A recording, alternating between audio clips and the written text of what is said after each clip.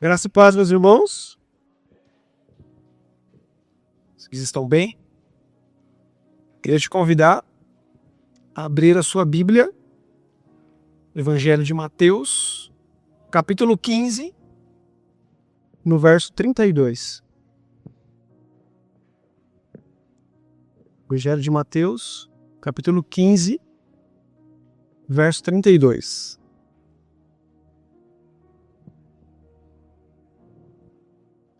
Quem achou, fala assim, é uma Bíblia. Quem não achou, fala eu no telão mesmo.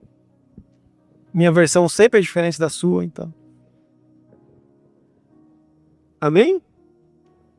Evangelho de Mateus, capítulo 15, verso 32. O texto diz assim: Então Jesus chamou os seus discípulos e disse: Tenham compaixão dessa gente.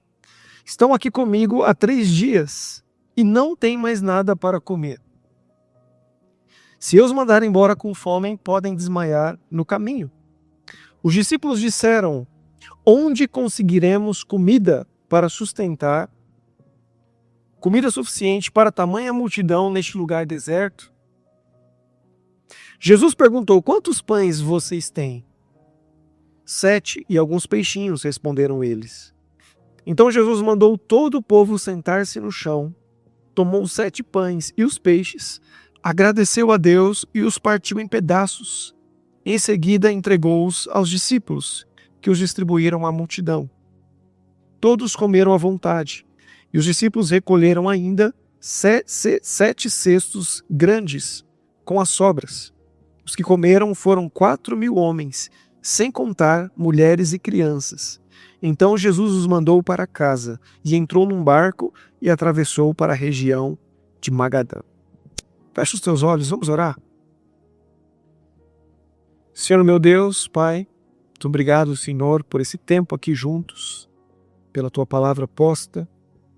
E, novamente, eu oro que sou incapaz de comunicar a Tua palavra, senão pela ação do Teu Espírito Santo. Então eu peço, Senhor, em nome de Jesus, que o Teu Espírito Santo fale ao nosso coração.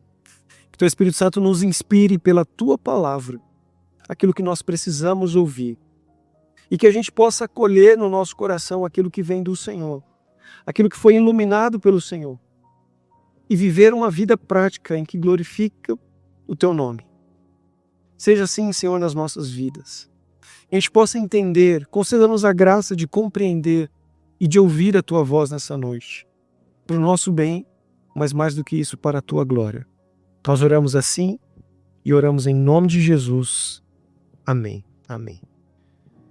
Meus irmãos, nós estamos na série de mensagens sobre discipulado, que inclusive é o nosso tema para o ano. A nossa visão para o ano é que 2026 é o ano do discipulado. É o ano do discipulado.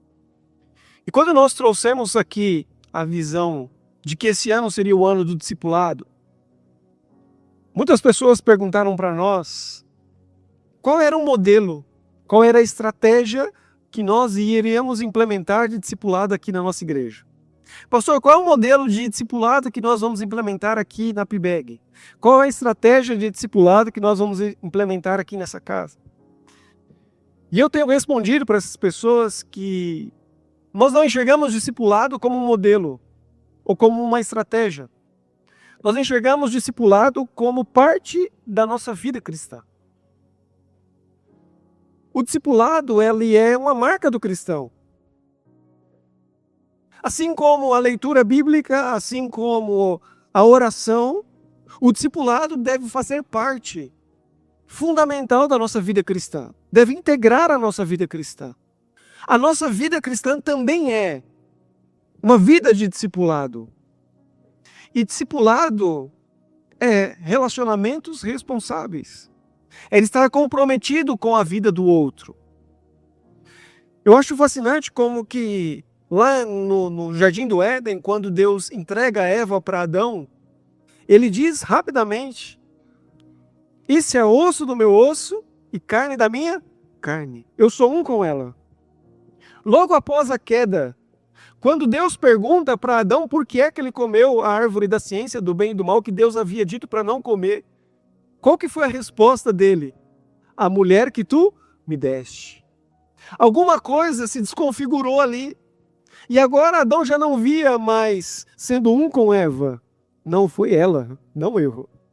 Foi a mulher que tu me destes. E discipulado é o caminho oposto. O que Deus está fazendo? Deus está nos devolvendo a unidade. Deus não nos fez para sermos indivíduos. Deus nos fez para sermos comunidade. Para sermos uma unidade. Pessoas que são diferentes, mas que caminham juntos, que andam juntos. Discipulado é fazer o caminho inverso. Se o pecado nos desconectou, a graça e o amor de Jesus Cristo nos aproxima, nos atrai, nos permite novamente sermos um. Isso é tão poderoso que Jesus, na oração sacerdotal, nos diz que se nós formos um, o mundo vai crer que o Pai o enviou. O maior testemunho de uma igreja não são seus milagres, não são as línguas estranhas, não são os sinais maravilhosos. O maior testemunho de uma igreja na terra é a sua unidade, a capacidade de ser um com o outro. E discipulado é essa unidade, relacionamentos responsáveis e o compromisso de cuidar e ensinar um do outro. Lá em 1 Timóteo, no capítulo 2, no verso 2, o apóstolo Paulo vai dizer para Timóteo: aquilo que você me ouviu falar diante de muitas testemunhas, ensine a outras pessoas que possam repetir e reproduzir esses ensinamentos. O que Paulo está dizendo é aquilo que você me ouviu publicamente dizer diante de muitas testemunhas, comece a ensinar outras pessoas. O que Paulo estava falando diante de toda a igreja, ele ensina Timóteo a pegar tudo isso que ele falava diante da igreja, pegue isso e comece agora a ensinar pessoas, para que essas pessoas também ensinem outras pessoas. E assim o reino de Deus avança. Com que consciência nós temos participado desse momento aqui de encontro, domingo à noite? Se nós entendermos que a nossa vida cristã é uma vida de discipulado, de sermos discipulado e de discipularmos pessoas, com que nível de consciência eu tenho participado de tudo o que acontece aqui? Se eu entendo que aquilo que eu ouço diante de muitas pessoas, eu preciso ensinar a outros, então eu deveria entender que o Senhor me fez cristão para uma missão. Formar outros cristãos, formar outros discípulos. E com essa consciência, tudo que eu ouço aqui, tudo que alguém ministra aqui, eu deveria tomar nota. Eu deveria ouvir novamente. Eu deveria meditar. Eu deveria perguntar. Uma das coisas que eu amo é quando eu termino a pregação e alguém pergunta: pastor, eu não entendi aquela parte. Você pode me explicar de novo? Ah, que alegria para um pastor isso. Até mesmo quando diz assim: pastor, eu não concordei com aquilo que você falou. Por que você falou o que você falou? E aí a gente tem a oportunidade de sentar juntos, de conversar a respeito da palavra de Deus. Que grau de consciência eu tenho acolhido no meu coração a mensagem que vem de Deus a cada semana aqui neste lugar? Com que nível de consciência eu tenho utilizado o conhecimento que Deus tem derramado sobre as nossas vidas? Nós não somos uma represa. Nós somos o rio de Deus, que flui e que corre. A gente não acumula, a gente distribui, a gente transborda. O reino de Deus, o conhecimento de Deus. Abacuque, no capítulo 2, ele vai dizer: e a terra se encherá do conhecimento de Deus, assim como as águas cobrem o mar. O ser discípulo de Jesus é algo tão poderoso que, por exemplo, você sabia que a palavra cristão só aparece na Bíblia 3 vezes? 3 vezes apenas em toda a Bíblia aparece a palavra cristão. A primeira vez lá em Atos 11, 26, quando em Antioquia os primeiros discípulos de Jesus foram chamados de cristãos. Depois lá em Atos, se não me engano, no capítulo 26 e no verso 28, quando Paulo está naquele discurso com o rei Agripa, e Agripa diz assim: Paulo, quase que você me convence a se tornar um cristão. E lá em 1 Pedro, no capítulo 4 e no verso 16, quando Pedro diz assim: nós devemos sofrer como um bom cristão. Essas são as 3 únicas vezes da Bíblia inteira que aparece a palavra cristão. Agora, sabe quantas vezes aparece a palavra discípulo para se referir aos discípulos de Jesus? O dobro? O triplo? 10 vezes mais?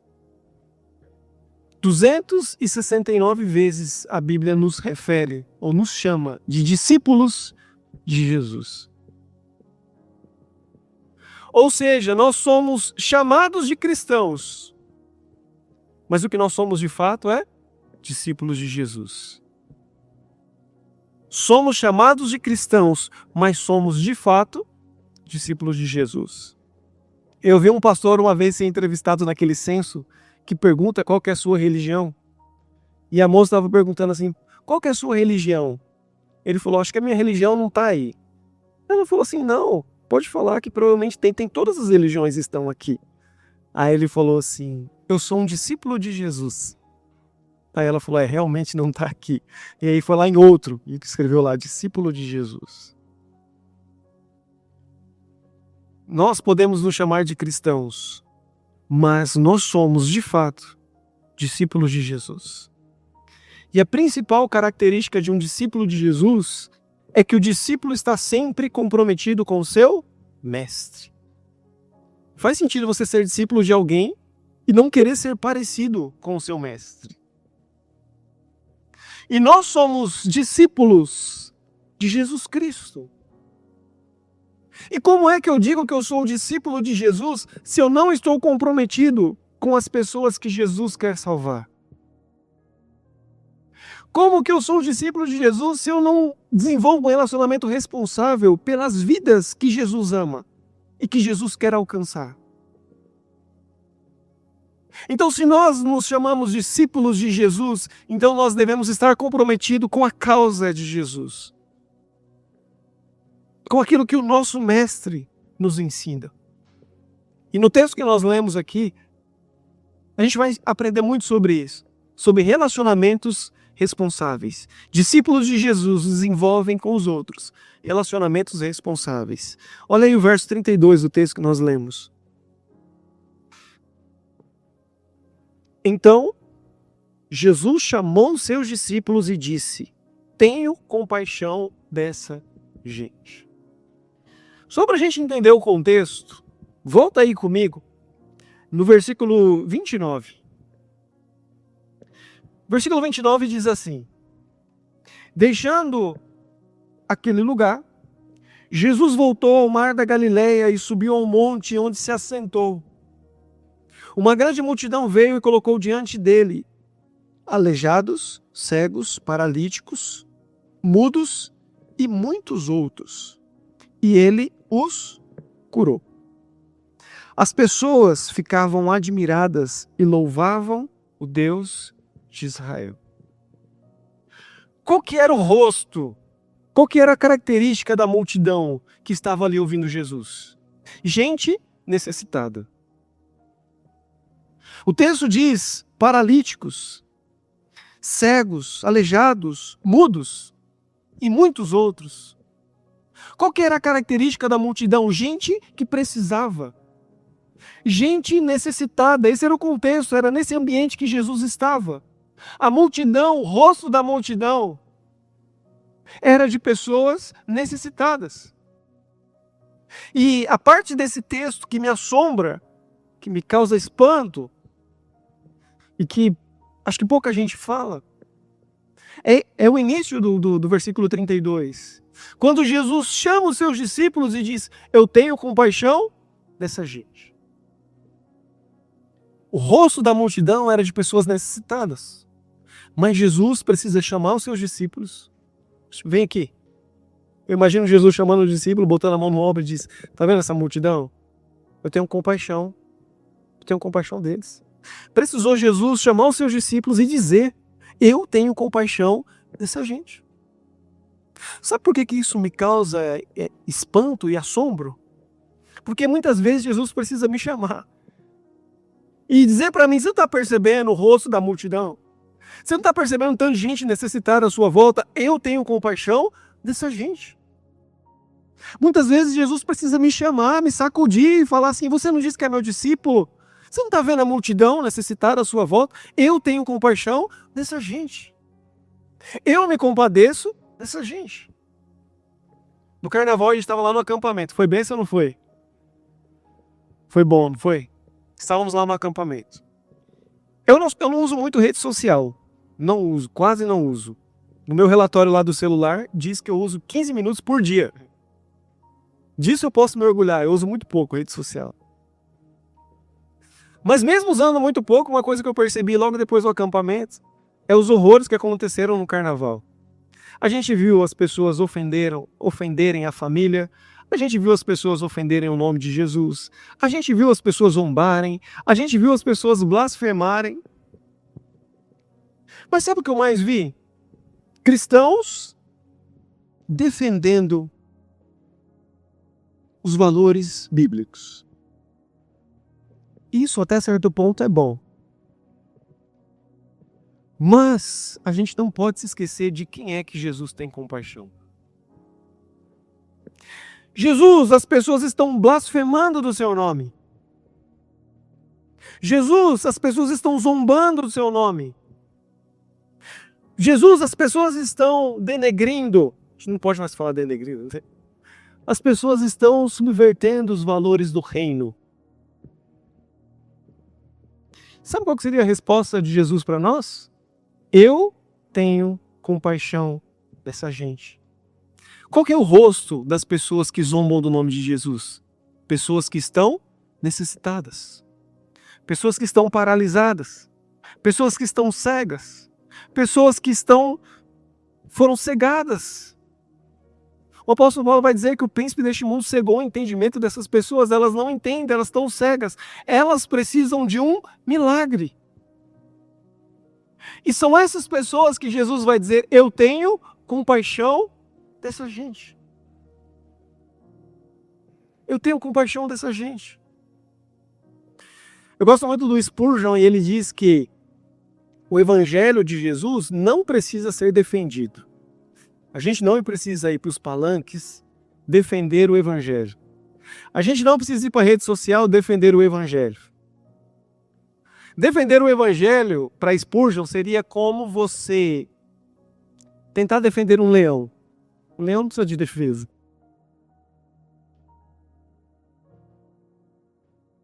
Tentar defender o evangelho é você tentar defender um tanque de guerra. Não precisa de defesa. O evangelho não precisa de defesa. Jesus não precisa de defesa. Para Spurgeon, o evangelho é um leão que está preso numa jaula. E sabe qual que é o desafio do cristão? Abrir a jaula. O evangelho não precisa ser defendido. O evangelho precisa ser proclamado, precisa ser anunciado. Aliás, a palavra evangelho, sabe o que significa? Significa anúncio das boas novas. A gente não precisa defender Jesus. Você acredita que ele é poderoso para se defender? A gente não precisa defender o evangelho, pelo contrário, o que a gente precisa? A gente precisa proclamar e anunciar as boas novas de salvação. A gente precisa proclamar o reino de Deus. Isso se faz com amor, se faz com justiça, se faz desenvolvendo relacionamentos responsáveis. Não no WhatsApp, no Facebook ou em qualquer rede social, tentando defender Jesus. A gente precisa proclamar o reino de Deus. A palavra boas novas veio do Império Romano. Porque não tinha internet naquela época, não tinha televisão. Então aquela cidade afastada do Império Romano, que sabia que o Império foi para a guerra, eles não sabiam se o Império saiu vitorioso. Eles não sabiam se o Império venceu. Aí de repente, numa tarde, vinha lá um cavaleiro com uma bandeira erguida, dizendo, eu trago o Evangelho, nós vencemos a guerra. E aí quando Jesus aparece, nos primeiros dias do seu ministério, Jesus começa a anunciar as boas novas, não o evangelho de Roma. Jesus começa a anunciar o evangelho do reino. Jesus é aquele que está vindo num cavalo, trazendo uma bandeira, dizendo, eu tenho uma boa notícia, eu venci a morte e o pecado. Eu tenho uma boa notícia para vocês. E é isso que a gente tem que proclamar. O evangelho não precisa ser defendido. A gente precisa, na verdade, ter compaixão dessa gente que ainda não compreendeu, que estão cegas. e sermos uma voz de Deus para essa geração. Proclamar o reino de Deus. Porque quando Jesus estava sendo cuspido, porque quando Jesus estava sendo esbofeteado, humilhado, ele teve compaixão daquela gente. Há um tempo atrás eu preguei aqui uma série de mensagens chamada Revelação da Cruz. E a gente pegou os 7 brados da cruz. E sabe qual que foi um deles? Lucas capítulo 23 e verso 34, quando Jesus diz assim, mesmo diante dos açoites, da humilhação, ele diz, Pai, perdoa-lhes, porque eles não sabem o que fazem. O que Jesus fez? Teve compaixão. Diante da prisão no Getsêmani, Pedro tenta defender Jesus, puxa a espada e corta a orelha do soldado, como se Jesus precisasse ser defendido, e Jesus diz para Pedro, você não entendeu, Pedro. Se eu quisesse, agora, eu oraria e o Senhor enviaria uma legião de anjos para me defender. Pedro, não é ninguém que está tirando a minha vida. Eu mesmo voluntariamente estou dando. Ninguém tem poder para tirar de mim. Eu mesmo estou entregando. Jesus não precisa ser defendido. Mesmo diante da multidão que estava ali, só por causa das bênçãos. É isso que Jesus vai dizer nesse mesmo texto paralelo lá de João, no capítulo 6. Quando a multidão procura Jesus novamente, ele diz assim, vocês estão me procurando, não por quem eu sou, mas pelo pão que eu vos alimentei. Mesmo a multidão que só estava atrás de Jesus por causa das bênçãos e da cura. Mesmo a multidão que gritou dizendo, liberta Barrabás e crucifica o Cristo. Mesmo a multidão que rejeitou Jesus, lá de João capítulo 1, verso 12, quando ele diz, veio para os seus, mas os seus não o receberam. Mesmo assim, Jesus diz, eu tenho compaixão dessa gente. Eu tenho compaixão da multidão. E o que nós somos como discípulos de Jesus? Está aí no verso 36.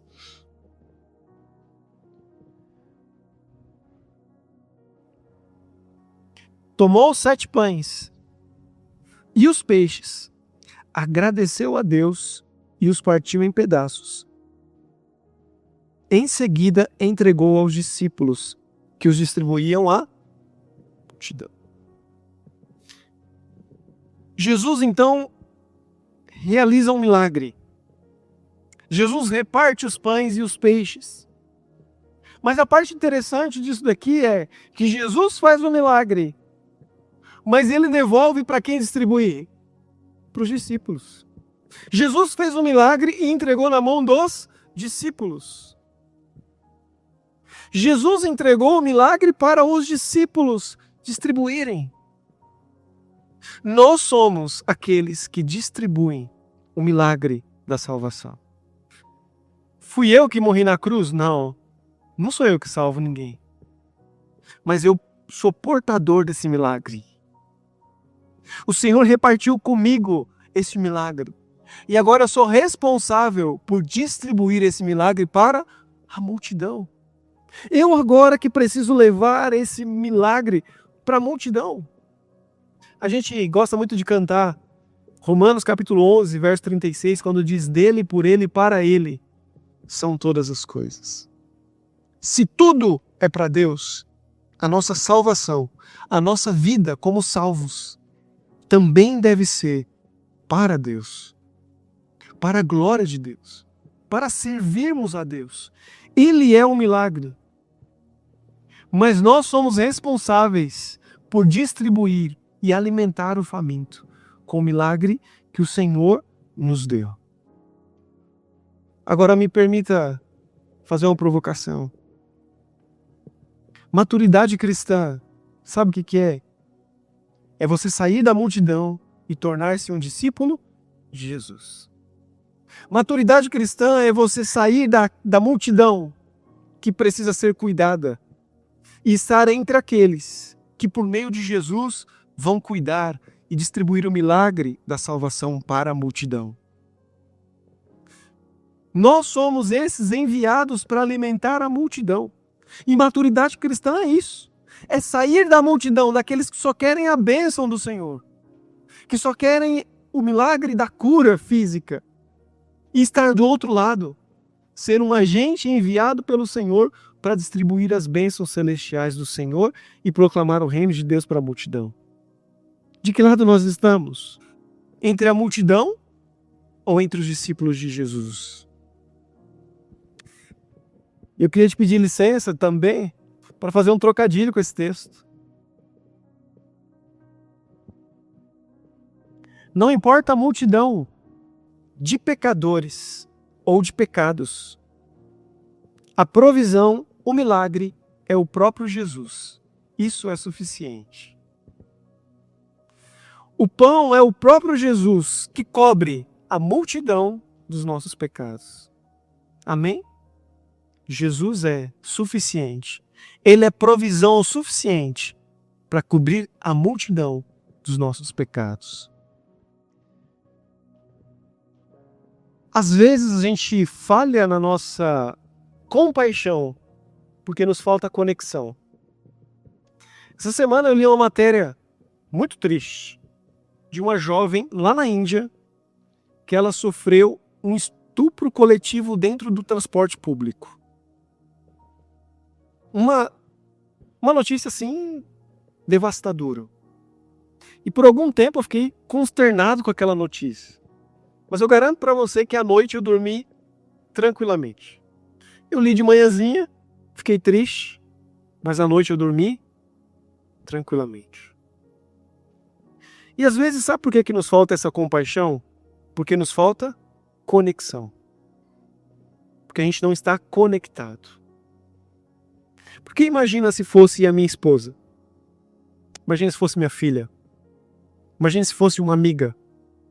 Imagina se fosse alguém da igreja. Nós estaríamos arrasados. Mas por que a gente às vezes não tem compaixão? Porque nos falta conexão. Se você está indiferente à dor e ao sofrimento do outro, talvez o que está te faltando é se conectar com outras pessoas.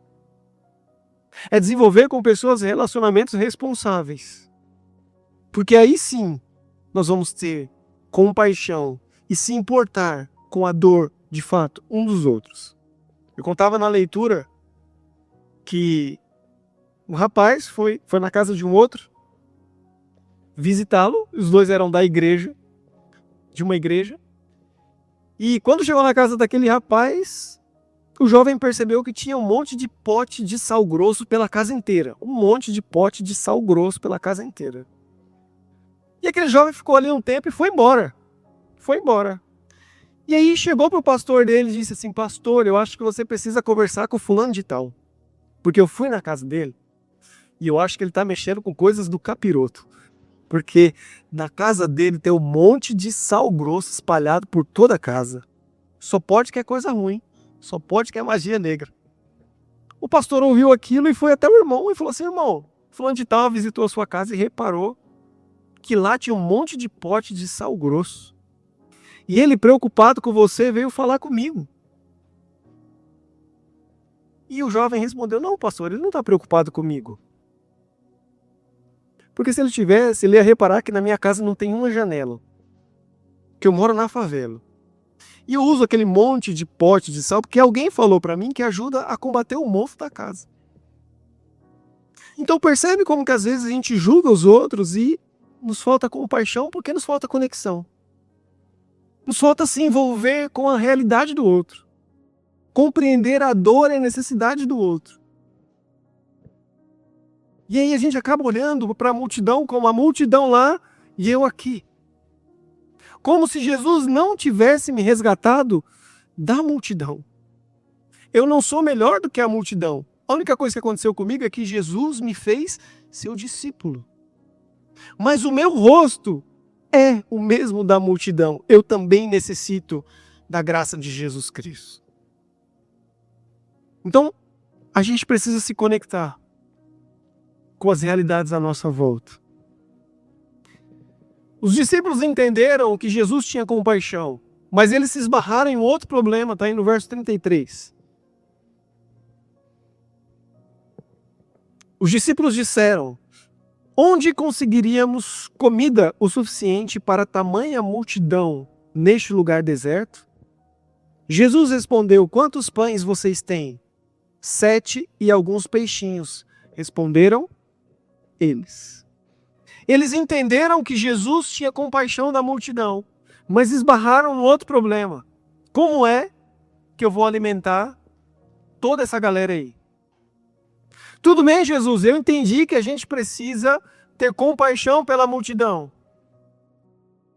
Mas como é que eu vou alimentar toda essa galera? Como é que eu vou alimentar todo esse povo?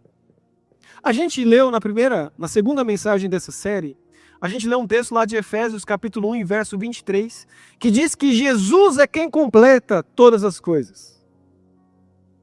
Ou seja, o pouco que a gente tem, quem é que completa? Jesus.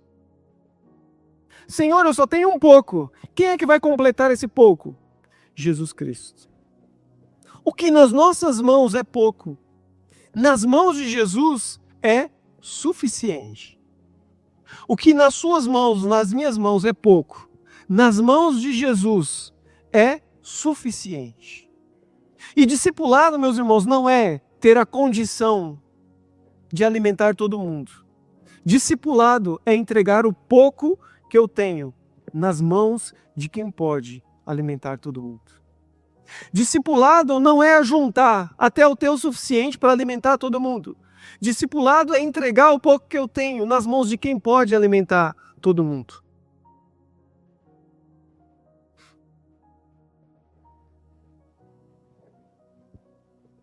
Alguém aqui nessa história entregou o pouco que tinha. Na primeira multiplicação de pães, em Mateus, a gente lê que foi um menino que entregou a Jesus 5 pães e 2 peixinhos. Já nessa segunda multiplicação de pães, a gente não sabe quem entregou. Mas alguém entregou 7 pães e alguns peixes. E aquela pessoa entregou para Jesus sob o risco de ficar sem, porque o texto diz que o lugar era deserto e não tinha nenhum lugar próximo. E é aí que Jesus age.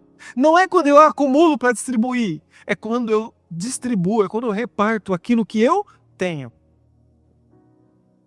Uma frase que eu sempre lembro quando eu leio esse texto ou quando eu prego esse texto.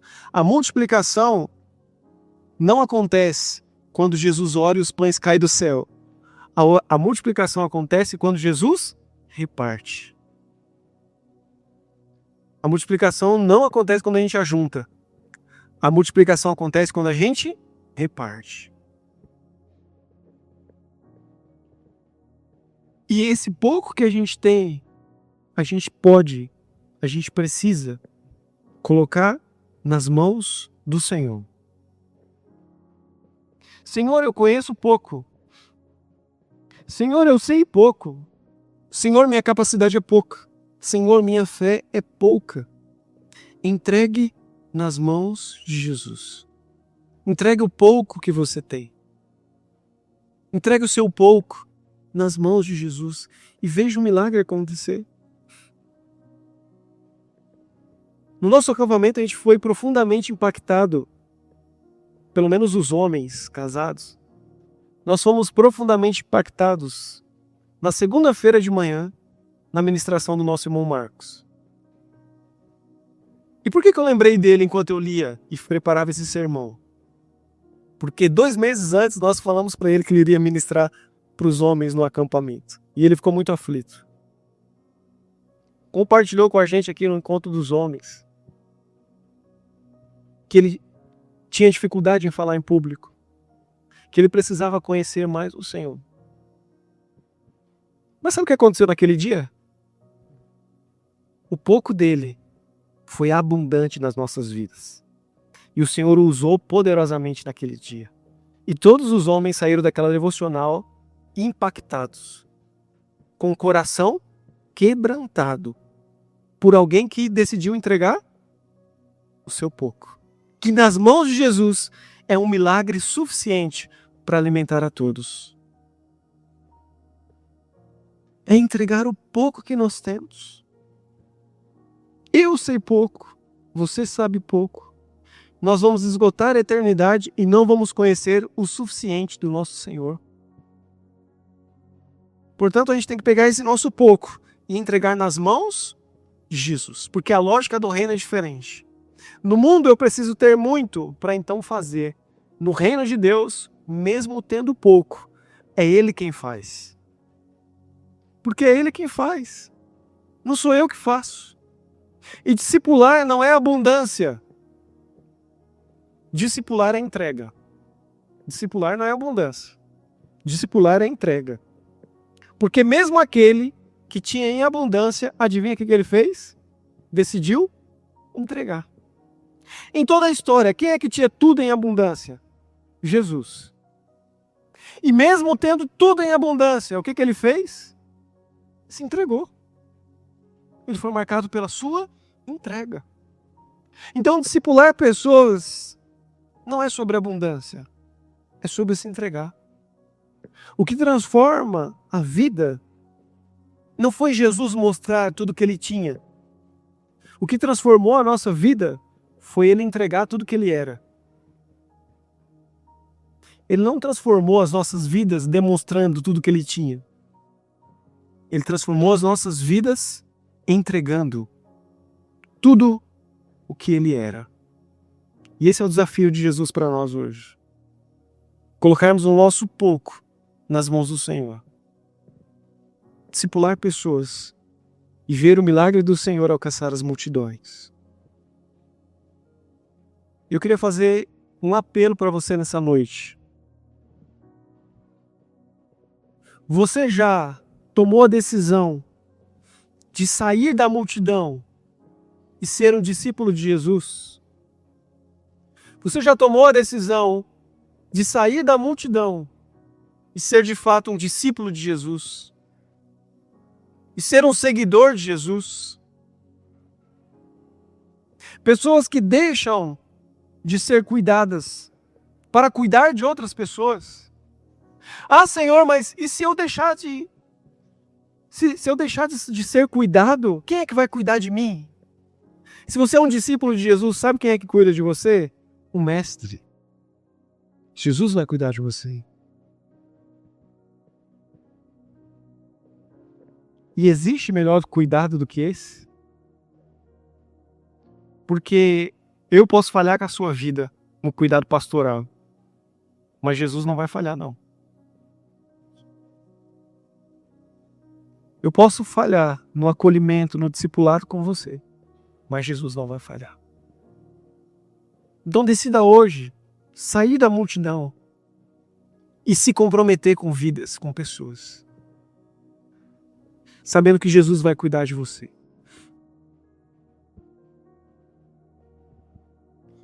Com quais pessoas você está comprometida em distribuir o pão da vida que está sobre você? Jesus repartiu com você o pão da vida. Com quais pessoas você está comprometido em compartilhar o pão da vida? De dizer, olha, vem, porque se eu repartir, vai multiplicar. E não vai ser mais um, vai ser 2 no reino de Deus. Vai ser 3, vai ser 4. E por último, quer entregar hoje o seu pouco nas mãos de Jesus?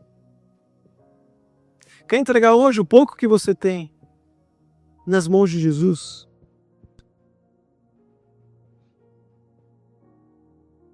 Quer entregar hoje a sua incapacidade a Jesus? Porque a nossa incapacidade, o nosso pouco, a nossa fraqueza se torna poderosa nas mãos de Jesus Cristo. O apóstolo Paulo chegou a essa conclusão.